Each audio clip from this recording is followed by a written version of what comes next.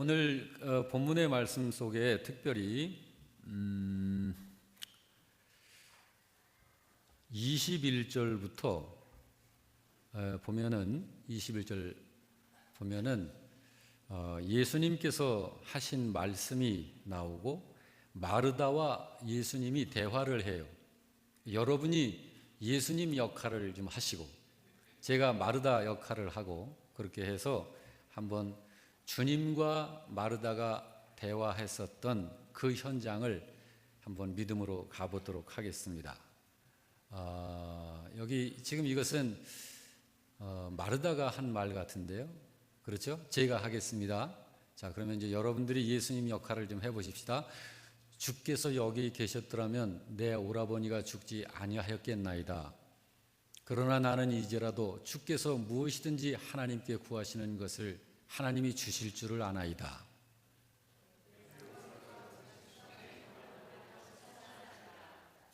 마르다가 이르되 마지막 날 부활 때에는 다시 살아날 줄 내가 아나이다.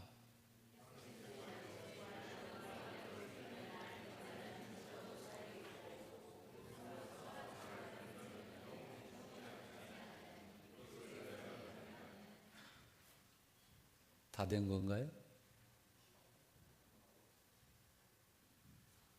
주여 그러하외다. 주는 그리스도시요 세상에 오시는 하나님의 아들이신 줄 내가 믿나이다. 아멘. 참 경이롭지 않은가요? 사람 마르다가 신이신 하나님의 아들을 만나서 대화를 하고 있다는 사실이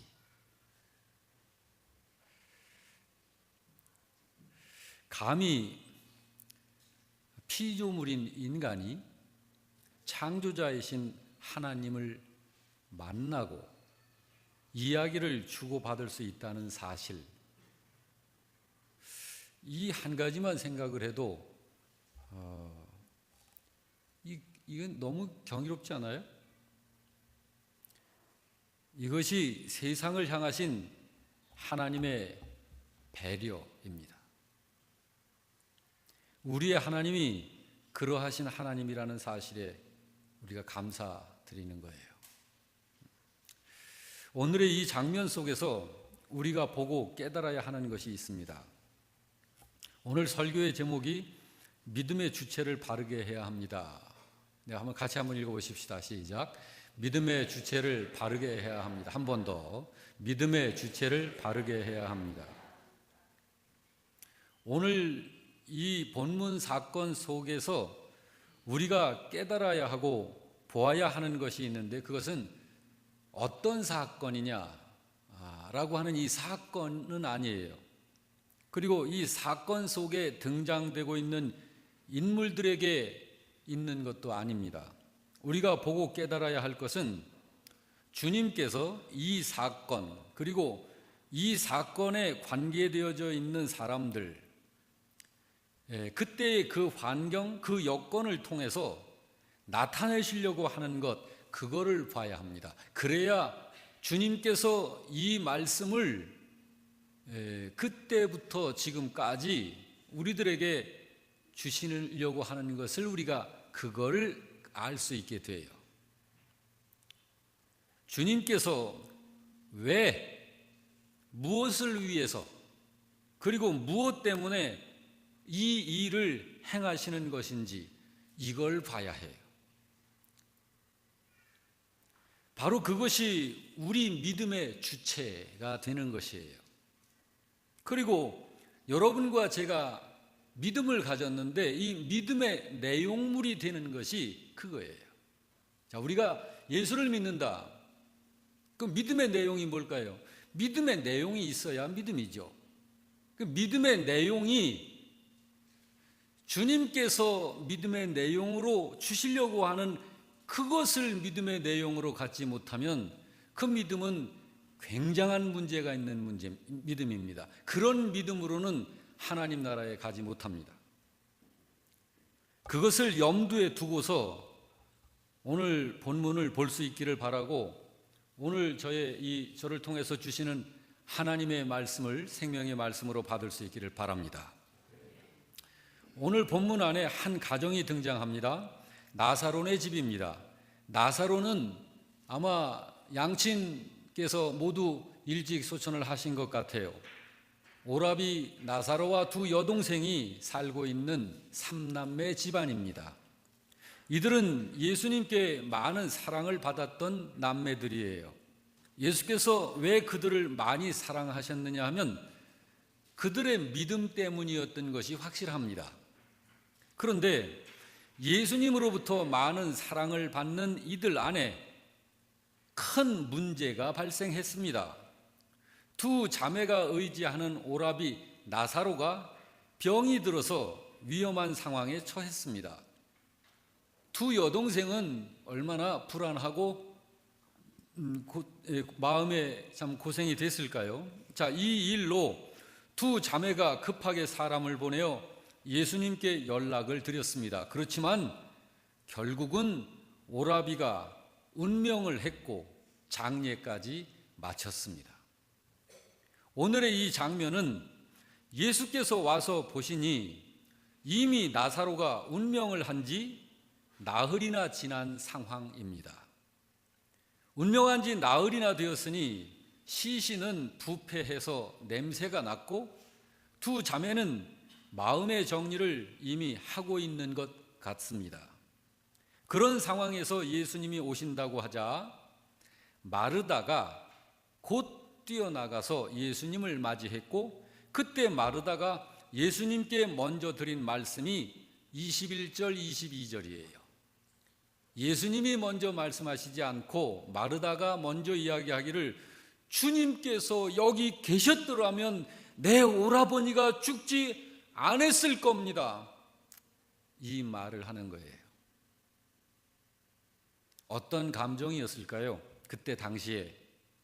그러면서 이어서 이야기를 하는데 그렇지만 나는 이제라도 주님께서 무엇이든지 하나님께 구하시는 것을 하나님이 주실 줄 믿어요. 이 이야기를 하는 거예요. 마르다의 이 말 속에서 우리는 오라비를 잃은 상실감과 이제서 오신 예수님께 대한 섭섭한 감정이 적지 않다는 것을 느껴볼 수 있습니다. 마르다는 예수님과 잠시 대화를 나눈 후 동생 마리아한테 가서 예수님이 너를 부르신다 라고 이야기를 전해줍니다. 그러자 마리아가 급히 일어나 예수님께로 갔고 그때 마리아가 예수님께 드린 첫 말씀이 언니 마르다가 첫 말씀을 드린 이야기하고 똑같습니다. 32절 말씀에 마리아가 예수 계신 곳에 가서 배웠고 그 발 앞에 엎드려 이르되 주께서 여기 계셨더라면 내 오라버니가 죽지 아니하였겠나이다. 이 이야기를 해요.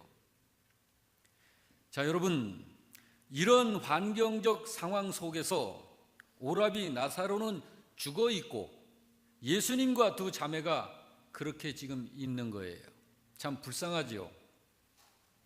그리고 이런 두 자매의 상황을 눈으로 보고 있는 동네 이웃 사람들은 마르다와 마리아 자매를 위로하기 위해서 찾아와서 자리를 함께 하면서 같이 울고 있습니다. 지금 마르다와 마리아를 위문하려는 사람들 중에는 그런데 예수님을 조롱하는 사람들도 있었어요. 마르다와 마리아를 대해서는 마음이 아파서 같이 울어주지만 예수님께 대해서는 조롱하는 사람들도 있었던 것입니다. 근데 예수님이 오셨는데 그 오신 예수님이 들리도록 조롱을 하는 거예요. 예수님은 그들의 그런 소리를 들으실 때 굉장히 비통히 여기셨습니다. 38절 말씀에 보니까 이에 예수께서 다시 속으로 비통히 여기시며 무덤에 가시니 무덤이 굴이라 돌로 막아놨다. 자, 여러분, 여기 예수께서 다시 속으로 비통히 여기셨다 하셨는데 이때 예수님이 비통히 여기신 것은 무엇 때문일까? 이런 일을 경험하면서도 깨닫지를 못함에 대해 사람들이 깨닫지 못하는 사실에 대해서 예수님이 비통해 하시는 거예요. 그들이 하는 말, 그들이 말하기 전에 그 속에 품고 있는 생각, 그 사람들이 그 생각에서 나오는 이 발언들이 믿음에 도움이 되질 않는 거예요. 그러므로 예수님께서 비통히 여기시는 것입니다. 여러분, 믿음이 뭔가요? 예수님은 이 믿음에 굉장한 초점을 두고 계신데, 믿음이 뭘까요? 사람이 구원받는 유일한 방법이 믿음입니다.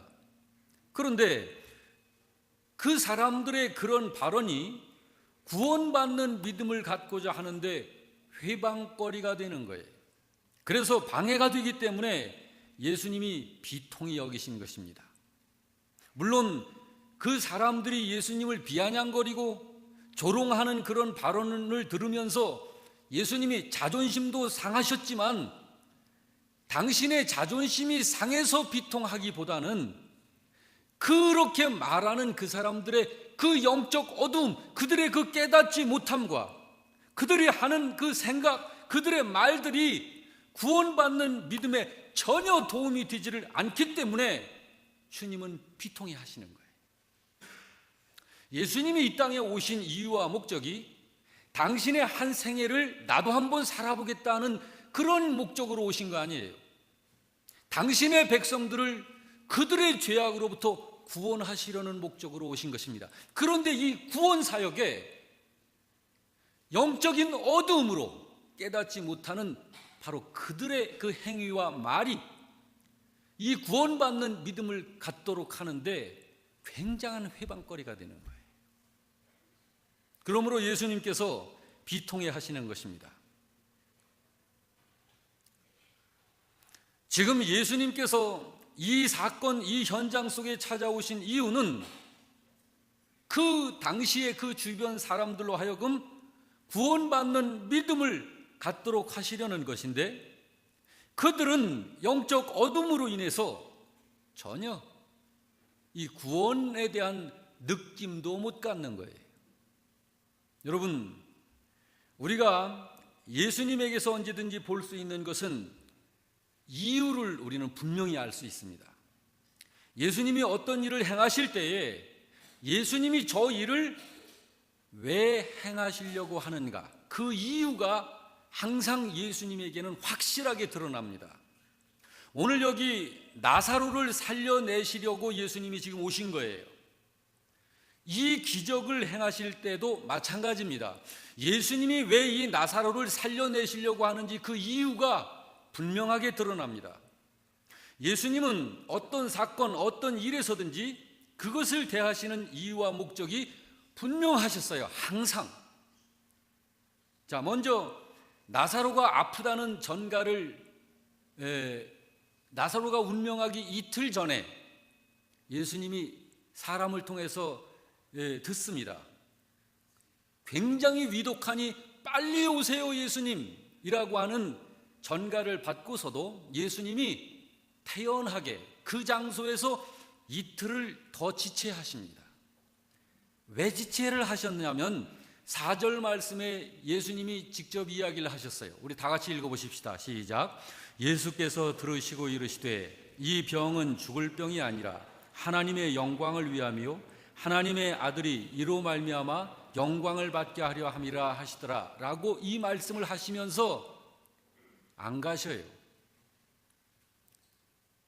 왜 안 가셨을까요? 14절 15절에 이렇게 말씀하고 있습니다. 이제 가시려고 그래요. 자, 다 같이. 이에 예수께서 밝히 이르시되 나사로가 죽었느니라. 내가 거기 있지 아니한 것을 너희를 위하여 기뻐하노라. 이는 너희로 믿게 하려 함이라. 그러나 그에게로 가자라고 이제 이야기를 하십니다. 오늘 본문 42절은 또 어떻게 얘기를 하냐면 다 같이.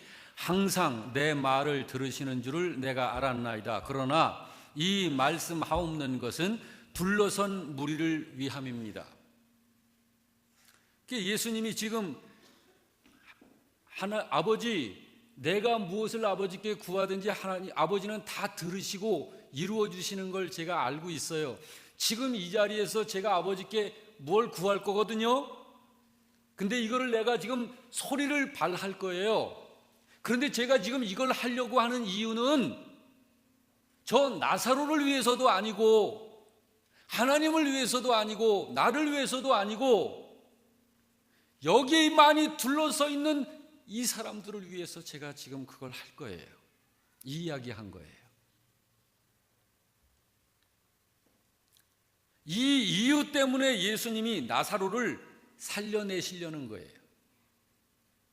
그냥 삼남매가 불쌍해서가 아니에요. 구원받아야 할 사람들의 믿음을 위해서 주님은 하시는 거예요. 오늘 우리들도 그래야 돼요.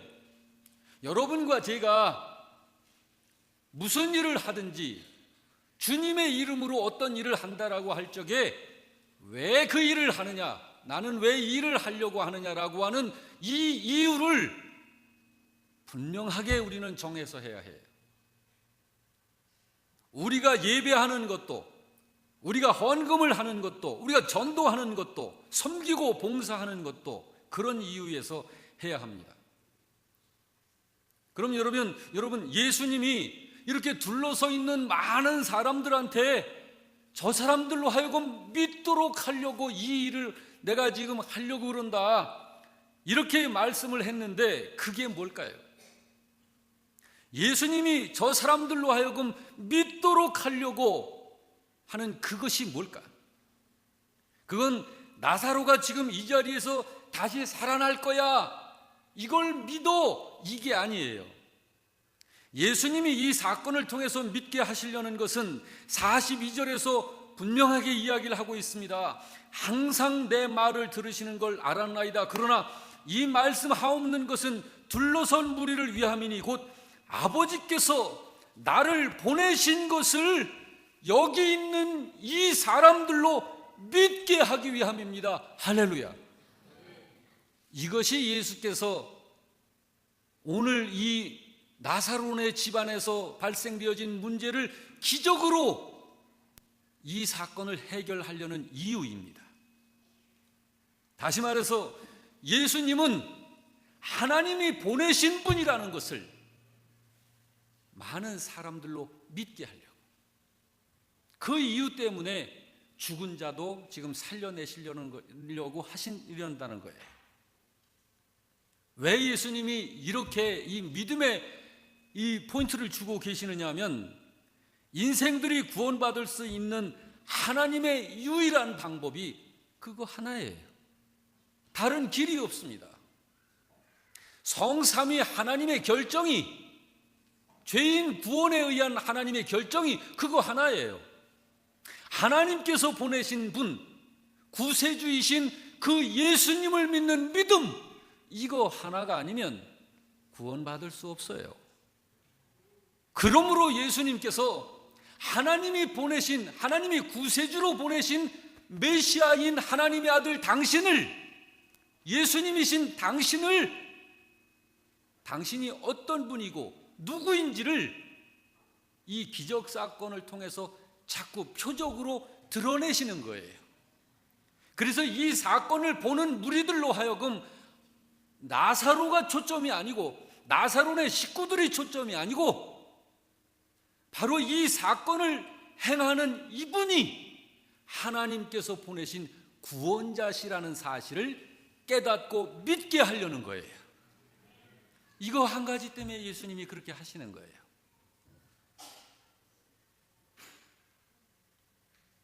바로 이것이 모든 성도들의 믿음의 주체가 되어야 되는 거예요. 결코 기적이 우리 믿음의 주체가 아닙니다. 여러분, 어떤 기적이 빡 일어나면 얼마나 신비합니까? 얼마나 재미가 있습니까? 호기심 발동 만땅이잖아요. 여러분, 우리 TV에서 마술 쇼만 나와도 거기에 채널 고정하고 거기에 흥미진진해서 우리가 즐기잖아요. 그런데 우리의 눈앞에서 현실로 벌어지는 기적이 막 벌어진다 할 적에 그런 기적이 우리의 믿음의 주체가 아니라 말이에요. 신비한 역사를 일으키는 능력, 이런 것이 우리 믿음의 주체가 아니에요. 어떤 분들은 그냥 그거 얻어보려고, 그 능력 내가 가져보려고, 나도 그거 가져보려고, 그래서 예수 이름으로 나도 빡빡빡 행하면 저런 기적들이 그냥 막 일어나게 해보려고, 그런 자가 되보려고 예수님 죽자 사자 쫓아다니고 교회 쫓아다니고 기도원 쫓아다니는 사람들이 있는데, 그런 사람들은 하나님 나라에 다 낙오돼요. 마태복음 7장 21절 이하에서 그 사실을 분명히 성경은 말씀하고 있지 않습니까? 이런 어떤 기적이나 어떤 신비한 역사를 일으키는 능력, 이런 것들이 우리 믿음의 주체가 아니란 말이에요. 또 불행했던 사건에서 해방됐다 하는데 있는 것이 아니에요. 어떤 문제 속에 휩싸여 고통하는 우리 인생에게 믿음의 주체를 두어야 하는 것도 아닙니다. 어떤 불가능한 환경을 이기는 걸 보여주는 이런 신자가 되려고 하는 것, 그것도 아니에요. 우리 믿음의 주체는 오직 하나님의 아들이신 예수 그리스도, 그분이 바로 하나님께서 보내신 유일하신 구세주라는 사실을 믿는 것입니다. 이거 하나면 끝난 거예요. 그것을 위해서 주님은 범사를 행하신 거예요. 예수님께서 행하신 이적과 표적과 기적이 어디 수를 헤아릴 수 있습니까? 오죽하면 성경에 하늘을 두루마리 삼고 바다를 먹물 삼는다 할지라도 주께서 행하시는 것을 다 기록을 할 수가 없다. 그런데 주님이 그런 이적들을, 표적들을, 기적들을 왜 행하셨을까? 주님은 이런 사실들을 분명하게 이야기하셨어요. 반복적으로 이야기하셨어요. 14절 15절 말씀 다시 읽습니다. 시작. 이에 예수께서 밝게 이르시되 나사로가 죽었느니라. 내가 거기 있지 아니한 것을 너희를 위하여 기뻐하노니 이는 너희로 믿게 하려 함이라. 그러나 그에게로 가자 하시니. 믿음이에요. 무슨 믿음? 예수를 예수로 믿는 믿음. 예수가 누구신지를 제대로 알고 있는 믿음. 42절에서도 이야기하고 있잖아요. 항상 내 말을 들으시는 줄을 내가 알고 있습니다. 그렇지만 이 말씀을 하옵는 것은 여기 둘러선 무리를 위함이니 곧 아버지께서 나를 보내신 것을 그들로 믿게 하려 함입니다. 이거 한 가지 때문에 예수님은 그렇게 한 거예요. 여러분, 마르다, 마리아, 나사로 구원 받았나요? 못 받았나요? 구원 받은 사람들이에요. 자, 그것을 떠나서 나사로가 죽었다. 이제 나흘이나 돼서 육신이 냄새가 나고 부패해서 이제 분해 과정에 들어간 거 아니에요? 그를 다시 살려냈다. 그러면 그 의미가 뭔가요? 다시 살아나서 좋다 이건가요? 그러면 나사로는 지금 어떻게 돼 있어요? 나사로의 그 시신은 그때 다시 예수님이 살려내신 후에 몇십 년 더 살다가 다시 그 무덤으로 들어간 거예요. 그것이 포인트가 아니라 예수님께서 한 영혼 한 영혼을 살려내시려는 이 구원받는 믿음 갖도록 하시기 위해서 주님은 환경, 사건, 현장, 인물들을 통해서 당신이 어떤 존재인지를 자꾸 보여주시는 거예요. 드러내시는 거예요. 그러므로 오늘 우리는 이 본문 속에서 예수님이 어떤 분이신지를 우리도 보는 거죠. 이미 여러분과 저는 주님이 그런 분이신 줄 알기 때문에 이렇게 매주 다른 어떤 중요한 일이 있어도 다 그건 지치러 놓고 주님 앞에 예배드리러 이렇게 오시는 거예요. 이게 이 믿음을 가진 사람들의 모습입니다.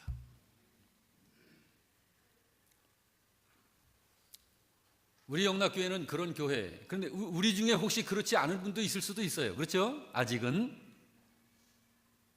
여러분, 오늘 우리의 믿음의 주체는 오직 예수님 한 분에게만 두는 그런 믿음이 되시길 주의 이름으로 축원합니다. 기적이 아니에요. 어떤 재물이 아니고 어떤 절망 사건을 해결하는 것도 아니고, 그죠? 그런데 여기 오늘 본문 속에서 이제 우리가 봐야 할 사람들을 좀 더 봐야 해요. 과연 이 사람들의 믿음의 주체가 무엇이었는지를. 자, 마르다와 마리아는 믿는 이유가 무엇을 위해서 이 사람들은 믿었을까요? 또 동네 사람들은 무엇을 기대하고서 예수님을 따라다니고 있는 걸까요? 성경을 보면 예수님이 어떤 신자들로부터는 예수님이 자꾸 떠나셔요. 예수님이 사람들을 자꾸 찾아오셔서 다가오시고 찾아오셔서 그 뭘 하셔야 되는데 찾아온 사람들로부터도 예수님이 떠나시는 거야. 자꾸 어떤 사람들인지 한번 보실까요? 요한복음 2장 23절 이하에 이런 사람들한테서 떠나십니다. 우리 다 같이 읽습니다. 6월절에 예수께서 예루살렘에 계시니 많은 사람이 그의 행하시는 표적을 보고 그의 이름을 믿었으나, 자, 이 사람들 믿어요, 안 믿어요? 믿죠. 누구를? 예수님을 믿었으나. 24절 시작. 예수는 그의 몸을 그들에게 의탁하지 아니하셨으니 이는 친히 모든 사람을 아심이요 또 사람에 대하여 누구의 증언도 받으실 필요가 없었으니 이는 그가 친히 사람의 속에 있는 것을 아셨습니다. 이런 사람들로부터는 주님이 자꾸 떠나셔요. 어디론가 자꾸 가셔. 이 사람들은요, 분명히 겉으로 그냥 단순하게 보면 예수 믿는 신자가 맞아요. 그런데 이 사람들은 왜 믿느냐면 자기가 원하는 것을 하나님의 아들이라고 하는 이분을 통해서 얻어내기 위해서 믿는 거예요. 이런 사람들은 예수님은 그걸 해줄 수 있는 능력이 있는 존재라는 것을 알아요. 대단하거든요. 죽은 자도 살려내는데요. 그러니까 저런 예수님을 통해서 내가 원하는 것을 얻어내려고 하는 목적으로 믿어요. 이런 믿음이면 주님은 떠나십니다. 이건 소용없는 믿음이에요. 이런 믿음은 하나님 나라에 불합격합니다. 여러분, 지금 여러분은 무엇을 위해서 왜 예수님을 믿습니까?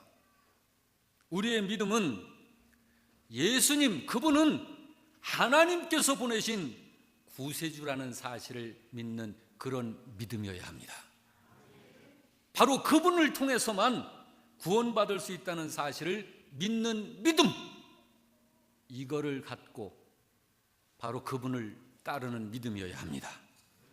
여기 나사로를 다시 살려내는 이 사건은 첫째, 모든 인생들은 결국 다 나사로처럼 이렇게 죽는다는 것을 확인하는 거예요. 증거로 보이는 거예요. 둘째, 그러므로 인간은 인간 스스로 죽음의 문제를 해결할 수 없는 존재일 뿐이라는 것을 또 보여주는 거예요. 셋째, 그래서 인간은 하나님의 은혜로 열어놓으신 길로만 구원받을 수 있다는 사실을 분명하게 깨닫게 하시려는 거예요. 자, 하나님께서 열어놓으신 구원의 길로만 구원받을 수 있다. 이걸 깨닫게 하시려는데 그 길이 뭘까요? 그것이 바로 하나님께서 구세주로 보내신 그 예수님을 믿는 믿음의 의로만 구원받을 수 있다는 사실을 깨닫는 거예요. 주님은 이 사실을 친히 말씀하셨습니다. 25절 26절에 말씀하셨죠. 다 같이 읽습니다. 예수께서 이르시되 나는 부활이요 생명이니 나를 믿는 자는 죽어도 살겠고 무릇 살아서 나를 믿는 자는 영원히 죽지 아니하리니 이걸 네가 믿느냐? 이걸 믿습니까? 여러분 이거 믿습니까? 요한복음 14장 6절은 뭐라고 말씀하십니까? 시작. 예수께서 이르시되 내가 곧 길이요 진리요 생명이니 나로 말미암지 않고는 아버지께로 올 자가 없느니라 한 거예요. 그러므로 여러분, 믿음의 주체가 누구냐? 무엇이 우리의 믿음의 주체냐? 이걸 바르게 알고 믿는 믿음이어야 해요. 여러분, 우리의 믿음의 주체는 예수님이십니다. 우리는 오늘의 본문 속에서 그걸 봐야 하는 것이고, 우리는 매일매일 우리의 삶 속에서 발생하는 모든 사건들 속에서 그 사실을 깨달아야 하는 거예요. 결코 나 자신이 주체가 아니고 내 행복이 아니에요. 그러므로 여러분, 신자는 예수님이 어떤 분이신지를 알고 그분을 통해서만 구원을 받을 수 있게 하신 것이 하나님의 은혜라는 사실을 분명하게 깨달아야 하는 것입니다. 그것을 깨닫지 못하면 나사로의 다시 살아나는 이 기적을 체험한다고 해도 별 소용이 없는 거예요. 주님께서 이 기적을 행하신 목적을 여전히 못 찾는 거예요. 그러니 그 사람은 수없이 목적을 봐도 모르는 거예요. 모르는 거예요. 세상은 말합니다. 어떤 마음으로 보느냐에 따라서 모든 것이 다르게 보인다. 그래서 사람들은 또 이렇게 말해요. 긍정적으로 세상을 봐야 한다. 그러나 여러분, 어떤 마음을 가지고 세상을 보느냐, 그런 것에 따라서 모든 것이 다르게 보인다는 말이 맞는 말 맞습니다. 그렇다고 해서 세상을 긍정적인 마음으로 봐야 하는 건 아니에요. 왜냐하면 인간의 근원적인 슬픔과 세상의 어두운 모습, 그리고 고난과 고통으로 점철된 세상의 모든 것들은 그것들을 긍정적인 마음으로 바라본다고 해서 바뀌어지는 것이 아니기 때문입니다. 도리어 우리는 예수님 안경을 쓰고 세상을 보고 사건을 봐야 하는 거예요. 그걸 믿음의 눈으로 본다 그러는 거예요. 그래서 믿음으로 세상을 바라보면 이 세상을 주관하시는 분이 하나님이라는 사실이 보여요. 하나님은 우리가 살고 있는 지금 이 시간에도 이 세상에 대해서 하나님은 침묵하시지 않고 계십니다. 계속 하나님은 말씀하고 계셔요. 하나님은 세상을 당신의 성품을 따라 당신이 계획하신 대로 당신의 뜻을 집행하고 계십니다. 여러분이요, 우리는 예수님을 통해서 세상을 봐야 합니다. 세상에 있는 질병들, 죽음, 어쩔 수 없는 슬픔, 고통들, 이런 것들은 이 세상 사람으로 하여금 저 위의 것을 바라보고 살라고 깨닫도록 하시기 위해서 하나님이 사용하시는 재료들입니다. 재료들이에요. 그러므로 이 재료들은 항상 한계가 있는 거예요. 끝이 있는 거예요. 여러분, 세상을 바르게 보고 나를 바르게 알기 위해서 꼭 써야 하는 안경이 예수님 안경입니다. 이 안경을 가지고 우리 자신과 세상을, 그리고 모든 사건들을 바르게 볼 수 있길 주의 이름으로 축원합니다. 오늘 종려주일인데 주님께서 오신 이유가 그래서 오신 거예요. 여러분과 저에게, 온 세상 사람들에게 구원받는 믿음, 예수님이 바로 구세주라는 사실, 이 한 가지 사실을 분명하게 깨닫고 믿도록 하기 위해서 오늘 여러분과 제가 이 믿음을 가진 사람이라는 사실에 대해서 감사하고 오늘 주신 은혜에 감사하는 마음으로 박수로 영광 하나님께 돌리시겠습니다. 감사합니다.